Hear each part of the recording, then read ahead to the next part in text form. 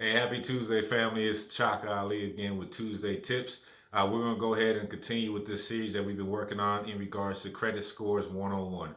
We covered the last two in regards to just the basics of what the five factors are, which is the payment history, the amounts of debts owed, the length of credit, the types of credit, and also the new credit accounts. We finished off with payment in regards to that, which was the biggest at 35%. And today we're going to go about the amounts of debts owed, which is 30%, also known as credit utilization. This is one of the biggest catch 22s that is out there in regards to you have credit, so why not use it, right? Well, unfortunately, if you use too much of your credit, then your balances go up and the amounts of debt used will be used against you.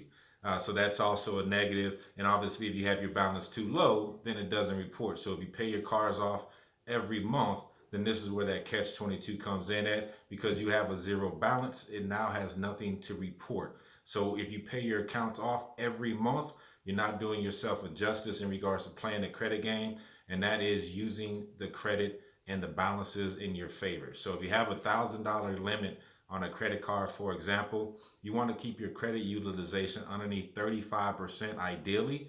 30% is where you definitely want to keep it at, but under 10% is an excellent credit rating that you'll get each and every month. So if you have $1,000 balance or a credit limit that you're able to use, then you'll definitely want to keep it under $350 for 35%, $300 for 30%, or underneath $100 for 10%.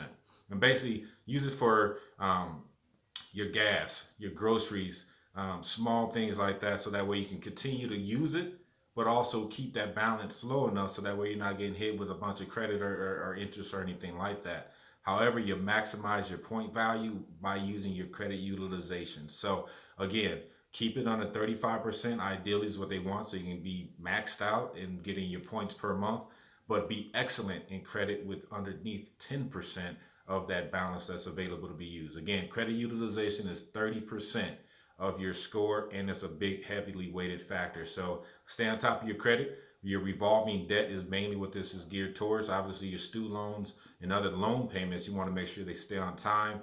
But your revolving debt is what is based upon for your credit utilization, keeping those balances low. So take advantage of that. Stay underneath 35% and continue to do your best. Strive for excellence, everybody. Look forward to talking to you soon. We'll see you next week.